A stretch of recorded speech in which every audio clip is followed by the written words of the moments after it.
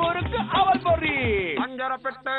இந்த ஹோட்டல்ல தான் இன்னைக்கு நமக்கு ஒரு சூப்பரான இட்லி காத்துட்டு இருக்கு. இட்லி என்னப்பா ஸ்பெஷல்ன்றீங்களா? மசால் தோசை சாப்பிட்டுருப்பீங்க, மசால் இட்லி சாப்பிட்ருக்கீங்களா? அதுவும் மஷ்ரூம் மசாலா இட்லி அப்படின்ற ஒரு சூப்பரான ரெசிபி இன்னைக்கு இங்கே டேஸ்ட் பண்ண போறோம். வாங்க ஹோட்டலுக்குள்ள போலாம். இன்னைக்கு செங்கல்பட்டுல ஹாஸ்பிட்டலுக்கு ஆப்போசிட்ல இருக்கிற விஜயபவன் ஹோட்டல்ல வந்தாச்சு. இந்த ஹோட்டல் தான் நமக்கு ஒரு சூப்பரான ரெசிபி காத்துட்டு இருக்கு. சுட சுட என்ன ரெசிபி அப்படின்றத இந்த ஹோட்டலோட ஓனர் கிட்ட நம்ம கேட்டு தெரிஞ்சுக்கலாம். நமக்காக வெயிட் பண்ணிட்டு இருக்காரு. வணக்கண்ணே. Welcome sir. உங்க பேரு? மனோகரன். எவ்வளவு வருஷம் ஆச்சு இந்த விஜயபவன் ஆரம்பிச்சு? 9 years ஆயிடுச்சு சார். 9 years எப்படி போயிட்டு இருக்கு? நல்லா போயிட்டு இருக்கு சார். செங்கல்பட்டுல 2-3 இடத்துல உங்களோட போர்டு பார்த்தேன். எல்லாரும் சொன்னாங்க விஜயபவன்ல போய் சாப்பிடுங்க, சைவம் சாப்பிடுறதுனா அங்க போங்க, நல்லா பேஸா இருக்கும் அப்படின்னாங்க. எங்களுக்கு 2 ஹோட்டல் இருக்கு சார் செங்கல்பட்டுல. எங்க? ஒன்னு பஸ் ஸ்டாண்ட் ஆப்போசிட்ல இருக்கு. ஓகே. ஒன்னு ஹாஸ்பிட்டல், கவர்மெண்ட் ஹாஸ்பிட்டல் ஆப்போசிட்ல. சரி, இப்போ உங்க ஹோட்டலை பொறுத்த வரைக்கும் இட்லி, தோசை, வடை, பொங்கல் எல்லா கடையிலயும் இருக்கு. செங்கல்பட்டு வந்தாச்சு, விஜயபவன்ல ருசியா சாப்பிடணும்னா என்னென்னலாம் இருக்கு, எவ்வளவு வெரைட்டி இருக்கு? எங்களுக்கு ஃபாஸ்ட் ஃபுட் ஐட்டம்ஸ் நிறைய இருக்கு சார். எல்லாமே சில்லி பரோட்டா, சில்லி இட்லி, இப்போ ஸ்பெஷலாக மஷ்ரூம் இட்லின்னு ஒன்று ரெடி பண்ணியிருக்கு. நார்த் இந்தியன் டிஷ்ஷஸும் கொடுக்குறீங்களா? ஆமாம், நார்த் இந்தியன் டிஷ்ஷும் கொடுக்குறேன் சார்.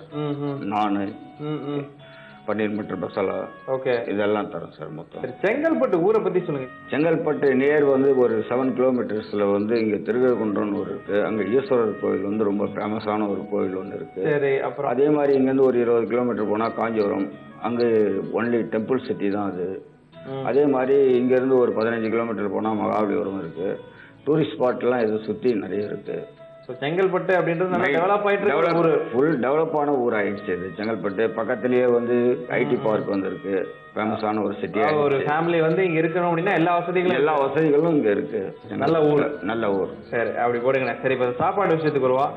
செங்கல்பட்டு அப்படின்னு ஏதாவது இங்க ஃபேமஸான டிஷ் இருக்கா ஊருக்கு? இப்போ திருநெல்வேலினா அல்வா, திண்டுக்கல்னா ஒரு பிரியாணின்றாங்க. அந்த மாதிரி செங்கல்பட்டுக்குன்னு ஏதாவது ஸ்பெஷலான டிஷ் இருக்கு? அந்த மாதிரி ஏதாவது இருக்கா? ஒரு காலத்துல இருந்துச்சா இல்ல இப்ப இல்லையா? அந்த மாதிரி ஒன்றும் அவ்வளோ இல்ல, அவங்கவுங்க ரெடி பண்றது அவங்கவுங்க ஸ்பெஷல். சரிண்ணா, இப்போ நம்ம கடையோட ஸ்பெஷல் நீங்க சொன்னீங்களே முன்னாடியே நிறைய இருக்கு. அதுல இந்த மஷ்ரூம் இட்லின்னு அதிகமா போகுதுன்னு. ஆமாங்க. இந்த மஷ்ரூம் இட்லி அவிச்சு எடுக்கணுமா இல்ல லேட் ஆகுமா? எப்படி எடுத்துட்டு வர சொல்றீங்களா? எடுத்துட்டு வர சொல்றேங்க சார். அவிச்சு எடுத்துட்டு வர சொல்றேங்க. சூப்பர். எவ்வளவு வகையான இட்லி சாப்பிட்டுருப்பீங்க? நான் மஷ்ரூம் இட்லி சாப்பிட்றீங்களா? இன்னைக்கு செங்கல்பட்டு விஜயபவன்ல மஷ்ரூம் இட்லி நமக்காக செஞ்சு காமிக்கிறேன்னு இருக்காங்க. சுட சுட ஒரு பிளேட் ஆர்டர் பண்ணிருக்காரு. சாப்பிட்டு பார்த்துருவோமே.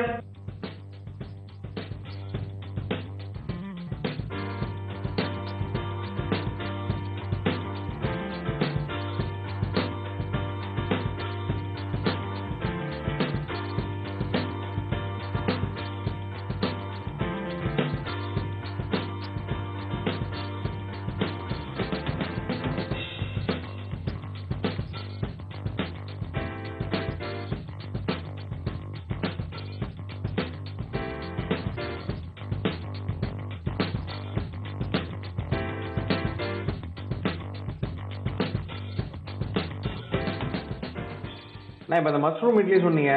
இந்த மாதிரி இட்லியில வேற ஏதாவது வெரைட்டி கொடுக்குறீங்களா இல்ல இது ஒன்று மட்டும் தானா? இதுதான் கொஞ்சம் நல்ல ஃபேமஸா இங்க ஓடிட்டு இருக்குங்க. அதாவது இட்லி, அதுக்கப்புறம் மஷ்ரூம் இட்லி நல்ல ஃபேமஸா ஓடிட்டு இருக்கு. இதுக்கு என்ன தொட்டுக்கு ஏதாவது தேவையா இல்ல எப்படி? தொட்டுக்கு மிளகா பொடி இருக்கும், 3 வெரைட்டி சட்னி, சாம்பார், இத்தனையும் இருக்குங்க. ஓ, இன்ட்ரெஸ்டிங்கான ஒரு இட்லின்னு சொல்லுங்க. சொல்றதுக்குலாம் வந்துருச்சு.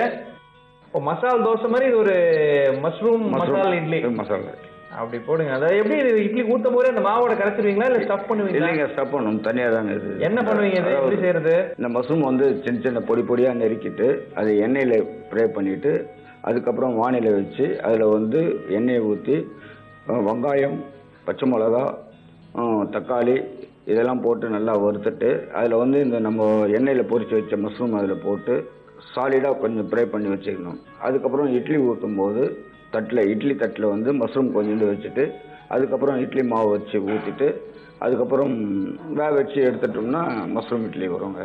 இப்போ இது ஒரு பிளேட் எவ்வளோ கொடுக்குறீங்க? பிளேட் 30 ரூபா சார், 3 இட்லி. ஓகே, நான் இந்த இட்லியை நான் சாப்பிட்டு பார்த்துட்றேன். ரொம்ப சந்தோஷம். அதாவது செங்கல்பட்டு வரவங்களுக்கு ஒரு புதுவிதமான இட்லியை நீங்கள் சொல்லி கொடுத்துருக்கீங்க. நிறைய பேருக்கு இது டெம்ட் ஆகும்னு நினைக்கிறேன். பார்க்குறப்ப கலர்ஃபுல்லாக ஏதோ ஒரு இட்லிக்கு நடுவில் இந்த கார்னிஷ் பண்ண மாதிரி நீட்டாக இருக்கு. இந்த இட்லியை சாப்பிட்டு பார்த்து நான் எப்படி இருக்குன்னு சொல்கிறேன். தேங்க்ஸ்ண்ணா. தேங்க்யூ. மஷ்ரூம் இட்லியை சாப்பிட்டு பார்த்துருவோமா எப்படி இருக்கு டேஸ்ட்டுன்னு?